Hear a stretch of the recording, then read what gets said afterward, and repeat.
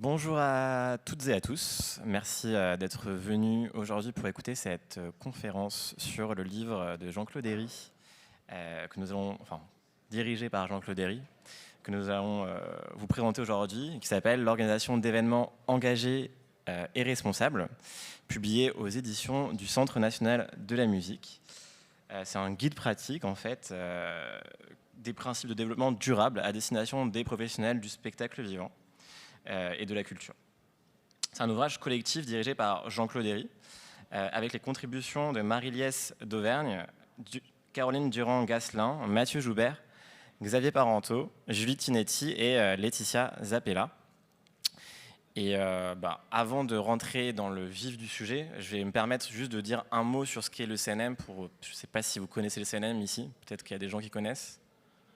Non? Ok, donc je vais rapidement parler de ce qu'est le CNM, de ce qu'on fait dans le domaine de la transition écologique et vous évoquer rapidement aussi les éditions du CNM qui ont contribué à créer cet ouvrage avec, du coup, sous la direction de Jean-Claude Herry.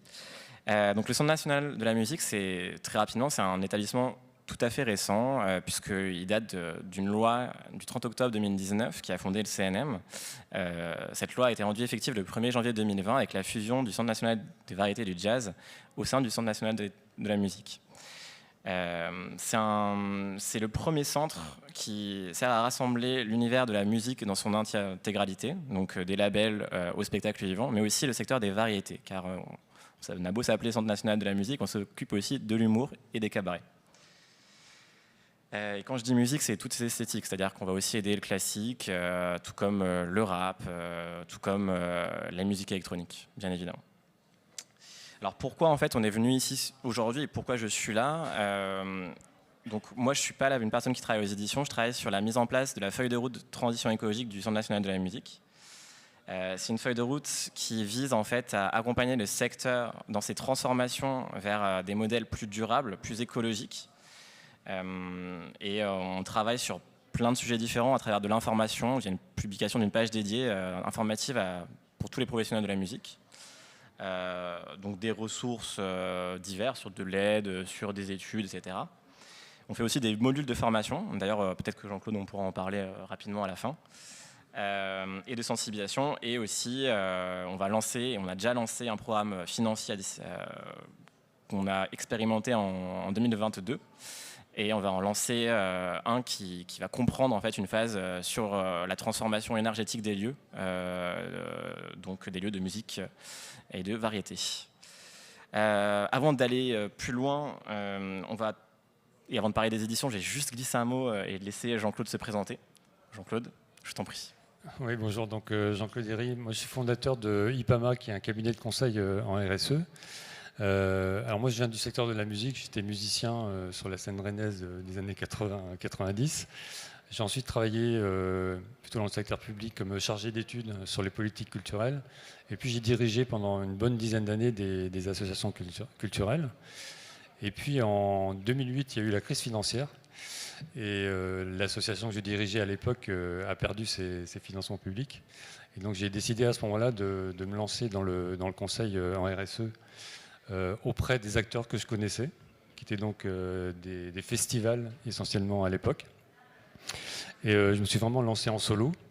Et en 2013, alors que j'animais un certain nombre de formations sur le secteur, l'IRMA, donc à l'époque Centre de ressources pour la musique, m'a demandé d'écrire un ouvrage qui s'appelait à l'époque Le management responsable du spectacle. Et à l'occasion de l'écriture de ce bouquin, j'ai interrogé des tas de gens que j'avais repérés qui faisaient des choses intéressantes dans le secteur. Et c'est là que j'ai fait la connaissance de Xavier, mon associé d'aujourd'hui, qui lui à l'époque était responsable RSE du Stade de France. Donc à partir de ce moment-là, quand Xavier a quitté le stade en 2015, on s'est associés et on a commencé à travailler sur le sport, les événements professionnels et le tourisme aussi, donc à élargir vraiment notre champ d'activité. C'était en 2014. Oui, okay. Tout à fait. On s'est associé juste après, en 2015, quand Xavier a quitté le stade. Et alors aujourd'hui, on a grossi, on n'est plus que 2. On a une équipe de 8 permanents, plus des collaborateurs, une quinzaine d'experts aussi qui travaillent avec nous. Et voilà, donc on travaille à la fois sur le conseil et la formation des acteurs dont j'ai cité les activités. Et du coup, c'est IPAMA. Et ça s'appelle IPAMA, et avant ça s'appelait Eri Conseil, parce que c'était sous mon nom propre. Merci Jean-Claude. Moi, je m'aperçois que je ne me suis pas présenté, donc je suis Maxime Thibault, voilà, responsable des expertises innovation et transition écologique, d'où l'évocation de la feuille de route transition écologique précédemment. Mais on va s'arrêter là pour moi, parce qu'il n'y a pas grand-chose à raconter avant. Par contre, je vais vous parler des éditions du CNM, car c'est un livre qui paraît à ces éditions. Je le remontre une deuxième fois, je fais un peu de publicité pour ce dernier. Je vais me permettre d'ailleurs de vous montrer cette slide édition. Donc en gros, les éditions du CNM, elles ont publié une collection qui s'appelle Les métiers de la musique. Donc c'est vraiment à destination des professionnels de la musique. C'est une collection de livres pratiques dont les professionnels, mais aussi les amateurs, bien évidemment, peuvent s'emparer. Du coup, pour explorer des sujets. On a des sujets sur la sécurité du spectacle, sur la musique à l'image, sur l'édition musicale, mais du coup aussi, bien évidemment, donc cet ouvrage, l'organisation d'événements engagés et responsables. Donc vous pouvez voir la collection, comme je disais, derrière moi, et sur le site et la boutique du Centre national de la musique, donc sur cnm.fr. N'hésitez pas à aller regarder tous les ouvrages, car ça peut être intéressant aussi pour des gens qui sont dans l'événementiel, notamment sur la sécurité, par exemple. Je vais revenir sur le cœur du sujet d'aujourd'hui. Et sans plus attendre, donc Jean-Claude, tout à l'heure, tu as évoqué que tu as publié un livre que tu as commencé à écrire en 2013. Tu as publié donc, à l'IRMA, qui est une association qui a fusionné dans le CNM. Donc ce livre, c'était le management responsable du spectacle. Peut-être on peut démarrer avec les raisons pour lesquelles tu as souhaité repartir en fait un peu de zéro, si je puis dire, pour cette nouvelle mouture. Ouais, je crois que la première raison, c'est que l'époque a changé, quoi. C'est-à-dire qu'entre 2014 et maintenant, c'est vrai que le sujet est devenu un sujet majeur, alors que c'était vraiment marginal à l'époque. Donc il fallait vraiment refondre. Voilà, il fallait vraiment refondre les choses. La deuxième chose, c'est que je l'ai dit tout à l'heure, je ne travaille plus tout seul. Et il y avait du sens au moment où on avait, avec Xavier, créé une équipe, de vraiment en faire de ce travail de rédaction un travail d'équipe aussi. La troisième raison, c'est qu'avec cette équipe, en fait, on a accompagné entre 150 et 200 organisations là, en quelques années. Et c'est vrai que là, il y avait une masse d'expérience aussi qu'on a voulu faire partager à l'ensemble des acteurs. Et puis la dernière raison, c'est peut-être le CNM aussi, c'est-à-dire que le CNM lui-même, il a défini sa feuille de route sur la transition écologique parce qu'il veut jouer un rôle aussi sur ce sujet-là pour toute la filière. Ça je peux qu'appuyer. Donc, juste avant de rentrer vraiment encore une fois dans le vif du sujet, je me répète un peu dans le détail de ce livre, je voulais te demander, parce que je vais essayer de cadrer un peu la conversation qu'on va avoir aujourd'hui, une définition de la transition écologique selon tes termes, et pourquoi tu penses que cette notion est désormais un enjeu majeur pour le spectacle, pour l'événementiel. Alors, la transition écologique, définition classique, c'est le passage d'un modèle productif classique qu'on connaît vers un nouveau modèle économique et social, mais qu'on ne connaît pas, qu'on imagine, qui va apporter une solution aux problèmes environnementaux, notamment qu'on connaît aujourd'hui. Donc on sait que le modèle qu'on vit aujourd'hui n'est pas viable, parce qu'il nous amène à dépasser un certain nombre de limites, ce qu'on appelle les limites planétaires. Pour mémoire, il y a 9 limites planétaires, on en a déjà dépassé 6. Et c'est des sujets que tout le monde connaît maintenant, parce qu'elles sont vraiment très médiatisées. Le changement climatique, l'érosion de la biodiversité, la pollution, le cycle de l'eau douce, etc. Donc l'enjeu, il est vraiment global. Il concerne tout le monde, toutes les activités. Et donc, tout le secteur événementiel est évidemment obligatoirement impliqué sur ces questions-là, et tous les métiers du secteur événementiel également. Ouais, en fait, il va y avoir des applications, des problématiques, on va dire d'ordre écologique, qui vont s'appliquer aux différents secteurs. Et ce livre, il essaie d'explorer ça, si je ne dis pas de bêtises. Ce livre, il explore la façon dont les organisations de ce secteur peuvent s'emparer de ce sujet-là, quoi. Ok. Et est-ce que tu peux rapidement évoquer les problématiques principales, au-delà de ce qu'on disait tout à l'heure, les problématiques principales qui vont affecter d'abord le spectacle vivant, et après on verra ensuite, est-ce que c'est de la mobilité, je ne sais pas, ce genre de choses. Voilà, il y a, disons, 4 grands sujets qui sont vraiment les grands sujets qui concernent le secteur du spectacle vivant, de la musique et de l'événement en général. Le premier, c'est la mobilité.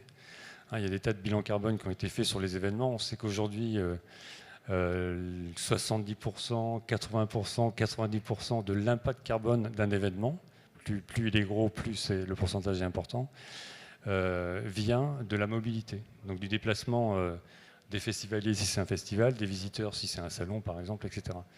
Donc ce sujet, il est majeur. Et c'est le sujet le plus difficile à travailler. Donc là, il y a vraiment un sujet de fond pour tous les organisateurs d'événements. Le deuxième sujet, c'est la restauration. Là aussi, c'est en général le second impact des événements, quand vraiment il y a de la restauration dans les événements, et c'est le cas par exemple des grands festivals. On sait à peu près ce qu'il faut faire. Il faut réduire la part carnée, il faut développer les circuits courts, les produits de saison, favoriser les produits issus de l'agriculture biologique. Mais là encore, plus les événements sont grands, plus ils sont gros, plus c'est difficile de répondre à ces exigences, notamment parce qu'on manque de production et d'organisation tout simplement pour fournir sur un temps aussi court les grands événements. Donc derrière ça, il y a aussi une logique de réinventer l'économie circulaire, mais adaptée aussi aux événements aussi, j'imagine. Voilà, et puis vraiment de repenser la régionalisation de tous ces circuits. Très clair. Le troisième sujet, c'est l'énergie. Oui. Bon, là, évidemment, c'est un sujet clé. Alors, il y a une réglementation pour les lieux, par exemple, mais pour les événements en plein air, ce n'est pas le cas aujourd'hui. Il faut savoir que la tendance des grands événements, notamment musicaux, c'est une tendance à l'augmentation de la taille, l'augmentation des jauges, et en plus au développement de solutions son, lumière, vidéo, qui sont de plus en plus énergivores. On sait ce qu'il faut faire, c'est faire à peu près le contraire. Donc là, il y a un vrai sujet évidemment pour les organisateurs d'événements. Et des fois, en plus, les systèmes son qui sont engagés ne sont pas adaptés. Si j'ai bien cru comprendre ton livre, des fois, il y a une maladaptation des systèmes énergétiques, c'est-à-dire qu'on prend trop grand, alors qu'en fait, on pourrait prendre moins par rapport à la taille et à l'emploi qu'on en fait. Oui, tout à fait. Cet été, et sur les derniers festivals, là, il y a eu pas mal d'études de fait sur justement le dimensionnement des systèmes de production d'énergie, notamment l'électricité, comment l'électricité était fournie et comment tous les systèmes son, lumière, etc. étaient dimensionnés. Et ils sont tous surdimensionnés, x2, x3, x4. Donc là aussi, il y a effectivement... Mais en fait, on ne s'en occupait pas parce que ce n'était pas un sujet. Et en fait, en mesurant les choses, on se rend compte qu'on peut vraiment agir de manière très forte. Voilà. Et peut-être le quatrième sujet, c'est le sujet de tout ce qui est matériel sur un événement. C'est-à-dire les décors, les aménagements, la signalétique, etc. Tout ce qu'on construit juste pour un événement. Et donc là, l'idée, c'est de travailler sur ce qu'on appelle l'économie circulaire, c'est-à-dire arriver à éco-concevoir, d'une part, tout ce qu'on va produire, pour qu'il puisse être réutilisé, qu'on puisse éventuellement mutualiser, et en tout cas, qu'à l'arrivée, il y ait le moins de déchets possible. C'est très clair. Je crois qu'il y a certaines entreprises présentes aujourd'hui qui travaillent sur l'éco-conception de décors, si j'ai pu, en me baladant, regarder 2-3 noms. Si aujourd'hui on traite donc, ce sujet sur l'angle de la transition écologique, l'ouvrage, donc l'organisation d'événements engagés et responsables, il ne traite pas que de transition écologique, il va plus loin à travers notamment certaines normes, la norme ISO 26000, la norme ISO 20121, les objectifs de développement durable qu'ils mentionnent et les chartes qu'ils mentionnent aussi qui sont des outils pour les acteurs. Et du coup, cette thématique, en fait, c'est ce qui englobe un peu ce livre, si je ne dis pas de bêtises. Oui, alors l'approche qu'on a développée, c'est une approche de RSE, c'est-à-dire qu'on aborde les questions environnementales, mais aussi toutes les questions sociales et sociétales au sens large. Donc on aborde les questions d'accessibilité, d'inclusion, de formation professionnelle, de qualité de vie au travail, etc., qui sont des vrais sujets aussi dans le secteur, bien sûr, de la musique et des événements. Et puisque aujourd'hui on est à Objectif Gris, donc on n'est pas centré que le spectacle vivant, j'imagine qu'il y a des personnes qui travaillent dans l'univers de l'événementiel, du sport. Ce livre il prend appui certes sur un nombre d'acteurs importants du spectacle vivant, mais il y a des témoignages à l'intérieur, mais d'ailleurs pas que. Il y a là des problématiques spécifiques à ces acteurs, mais à sa lecture on voit aussi qu'il décrit des problématiques spécifiques aux autres secteurs, c'est-à-dire l'événementiel, au sport. En quoi il peut s'adresser aux acteurs qui sont ici présents et comment en fait on peut l'utiliser Alors c'est vrai que quand on prend le sujet événement, il y a une diversité d'acteurs déjà qui agissent. Donc il y a les propriétaires d'événements, il y a les organisateurs d'événements, il y a les lieux qui accueillent des événements, il y a les sponsors publics, privés des événements. Donc ils sont vraiment très différents, mais tous aujourd'hui s'engagent sur ces démarches-là. Bien sûr, il y a des enjeux qui sont très différents selon les organisations, qu'elles soient dans le secteur concurrentiel, par exemple, ou dans le secteur aidé, subventionné. Évidemment, les enjeux ne sont pas forcément les mêmes. Mais qu'il s'agisse d'un salon, d'un festival, etc., en fait, les processus métiers, ils sont les mêmes, hein, qu'on soit dans le sport, dans la culture ou dans le tourisme. Un événement, c'est un événement. C'est-à-dire qu'il faut le préparer. Sur un temps très court, il y a beaucoup d'activités, beaucoup d'impact. Puis ensuite, il faut démonter, etc. À chaque fois, on s'adresse à un public. C'est sur un temps très court. Il y a des façons de travailler qui sont très communes. Hein, le travail dans l'urgence des gens de l'événementiel. Le travail aussi de nuit, etc., dans des conditions très particulières. Voilà, donc il y a vraiment des processus métiers qui sont les mêmes. Et c'est pourquoi nous, par exemple, on a développé notre activité sur l'ensemble de ce secteur. Ce qu'on soit dans le sport, la culture, l'événementiel, en gros, on trouve les mêmes métiers, quoi. Et donc en fait, c'est une espèce de guide, on va dire, qui va être organisé pour répondre aux problématiques métiers, donc transverses. Comment vous l'avez organisé, ce guide-là ? Alors notre objectif, c'était vraiment d'en faire un guide pratique, voilà, qui est des choses vraiment très, très concrètes. Donc là, on l'a organisé sous la forme d'un processus, en fait, en 6 étapes, pour s'engager dans une démarche RSE appliquée aux événements, pour un organisateur qui l'organise, pour un sponsor qui le sponsorise, etc. Okay. Donc on a mis beaucoup d'éléments de méthodologie à l'intérieur du guide. Donc de la première étape, hein, qui concerne à analyser son écosystème, etc., et puis à identifier ses enjeux, jusqu'à la dernière étape, dont l'objectif est vraiment de mesurer et d'évaluer sa démarche. Voilà, donc on a essayé vraiment de mettre des choses très concrètes. Par exemple, on a fait, je crois, une page et demie sur les labels. Comment on fait en sorte de s'y retrouver dans la multitude des labels, des référentiels, etc., qui naissent tous les jours. Hein. Aujourd'hui, voilà, il y a des tas de labels qui naissent. Comment trouver son label adapté à son organisation ? Voilà, c'est ça. Donc on a essayé d'analyser tout ça et de définir un petit peu les critères qui permettent de s'y retrouver dans ces labels pour trouver un label qui soit utile à son organisation et qui soit aussi crédible, voilà, sur le marché. On a fait aussi tout un chapitre sur les achats responsables.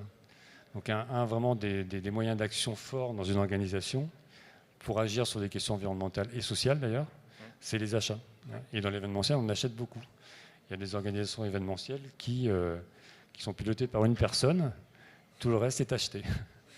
Voilà. Donc ça passe vraiment par les cahiers des charges, les relations fournisseurs, et puis le fait d'embarquer ces fournisseurs sur le long terme pour eux aussi les faire évoluer sur ces questions-là. C'est donc travailler en écosystème avec ces fournisseurs, quoi, en fait. Oui, tout à fait. Voilà. Et puis on a fait, par exemple, aussi sur la fin de l'ouvrage, vraiment tout un travail sur les indicateurs. C'est-à-dire comment on mesure sa démarche, quels indicateurs efficaces pour les suivre, comment on collecte la donnée, parce que cet aspect-là, il est vraiment important aussi pour suivre son engagement, quoi. Puis suivre et potentiellement après réduire après mesure.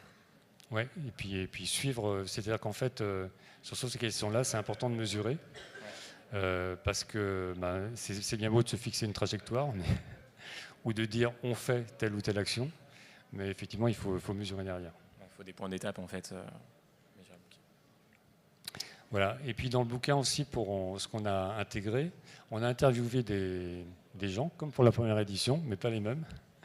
on a interviewé des acteurs de l'événement qui témoignent chacun sur un sujet de la façon dont ils traitent ce sujet.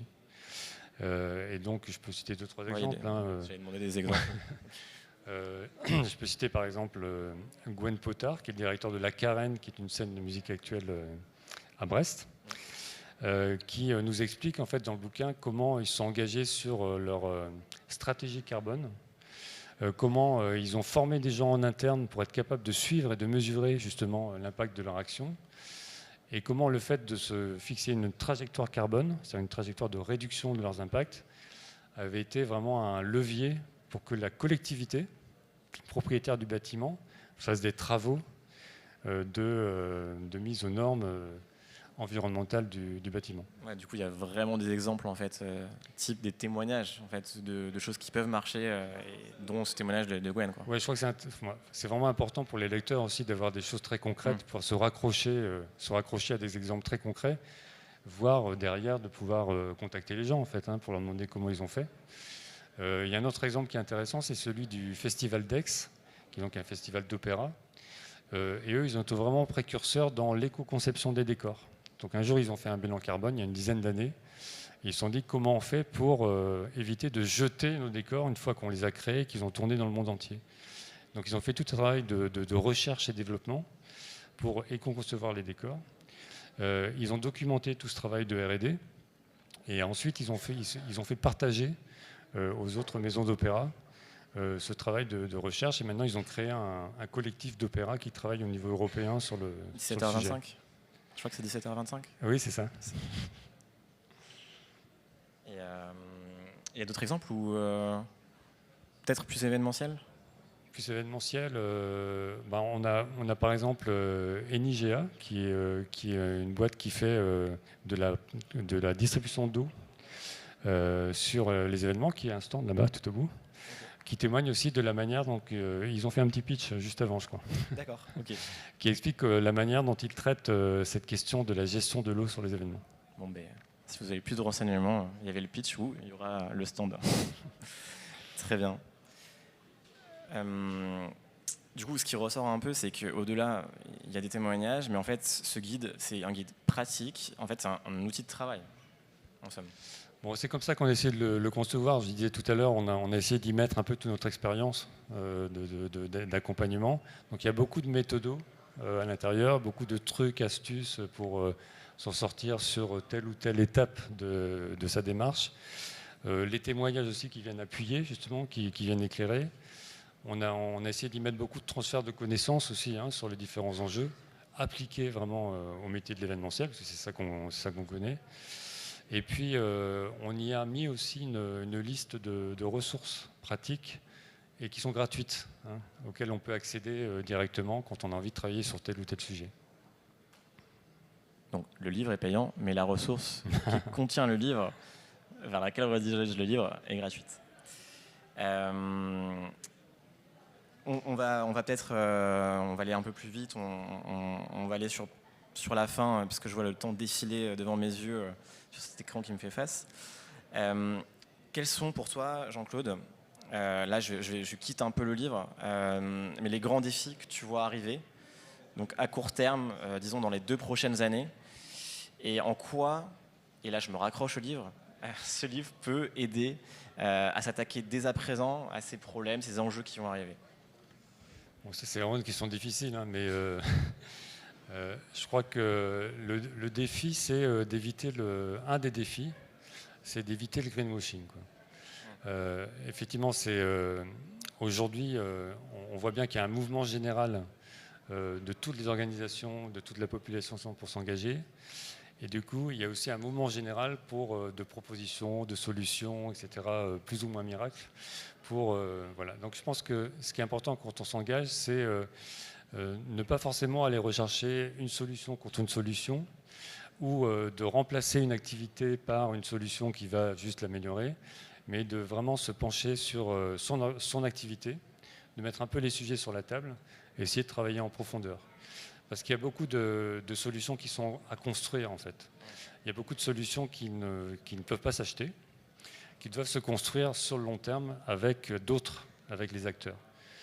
Quand un organisateur d'événements veut travailler sur la mobilité, principal impact carbone d'un événement, il ne peut pas le faire tout seul. Voilà. Donc ce n'est pas quelque chose qui s'achète. C'est quelque chose qui se travaille et sur le très long terme. Je pense que ça, c'est un des points importants qu'il faut garder en tête. Pas de solution miracle, il n'y a pas une solution unique, il y a un travail aussi collectif, une mobilisation de l'écosystème à chaque fois en fait. Ouais, alors ça c'est vraiment un sujet important parce qu'on voit bien que les acteurs individuellement, ils ne peuvent pas y arriver tout seuls sur la majorité des sujets. Dès que je prends l'exemple de la filière musicale, qui est mon exemple, donc dans la musique, il y a des producteurs d'artistes, il y a des lieux qui accueillent des événements, il y a des organisateurs d'événements. En fait, tout seul, chacun ne peut pas faire grand-chose. Par contre, si tous ces acteurs-là de la filière, à un moment, se mettent autour de la table pour trouver des solutions pour que, par exemple, les tournées deviennent plus éco-responsables, bah évidemment, si on veut qu'une tournée soit éco-responsable, il faut travailler à la fois avec les artistes, à la fois avec les organisateurs et à la fois avec les salles. Voilà. Donc je pense que c'est ça le gros chantier de demain. C'est faire parler les acteurs les uns avec les autres, essayer de construire collectivement en fait, une sortie de crise. Oui, parce que les acteurs sont aussi en concurrence les uns avec les autres. Et donc, à un moment, il faut parler ensemble pour trouver les points communs pour avancer ensemble. C'est d'ailleurs ce qu'on a essayé de faire au début de la création du CNM. Il y a des groupes de travail pour juste identifier les problématiques, dont d'ailleurs tu avais modéré un des groupes de travail, notamment sur les lieux. Très bien. Je crois qu'on arrive au bout du temps. Aussi, je vais peut-être prendre des questions, s'il y a des questions dans la salle, peut-être des réactions ou des questions. Alors, si on n'a pas, je vais peut-être trouver une autre question. Pour toi, Jean-Claude, vu qu'on a encore 2 minutes 30, ou alors meubler tout simplement. Non, mais concrètement, par exemple, aussi un sujet qu'on a vu arriver qui est très problématique, c'est l'énergie et comment, l'énergie et la hausse de la facture énergétique pour les salles. Du coup, comment cette problématique particulière, elle peut être réglée à plusieurs. Quels sont les acteurs qu'il faut mobiliser pour donner un exemple concret de mobilisation d'acteurs. Ça, c'est le sujet vraiment super difficile parce que, alors, d'une part, il y a une loi aujourd'hui qui demande aux propriétaires de lieux de plus de 1000 m² de réduire leur consommation d'énergie de 40% à échéance 2030 de mémoire. Ça fait ça. Donc ça, c'est une injonction forte et c'est la loi. Alors, on sait par ailleurs qu'on peut réduire assez facilement. C'est-à-dire que nous, ce qu'on constate, c'est que les propriétaires de lieux ou les occupants de lieux qui vraiment s'attaquent au sujet, c'est-à-dire font un diagnostic de leur consommation et vont regarder vraiment dans le détail comment ça fonctionne, ils arrivent assez facilement à réduire de manière assez drastique les consommations. Donc c'est possible. Après, l'étape d'après, c'est les bâtiments, quoi. Il faut traiter les bâtiments. Et ça quand on est propriétaire, on peut investir sur 10 ans, 15 ans. Quand on n'est pas propriétaire, il y a beaucoup d'acteurs de la musique et de l'événement qui ne sont pas du tout propriétaires de leur lieu.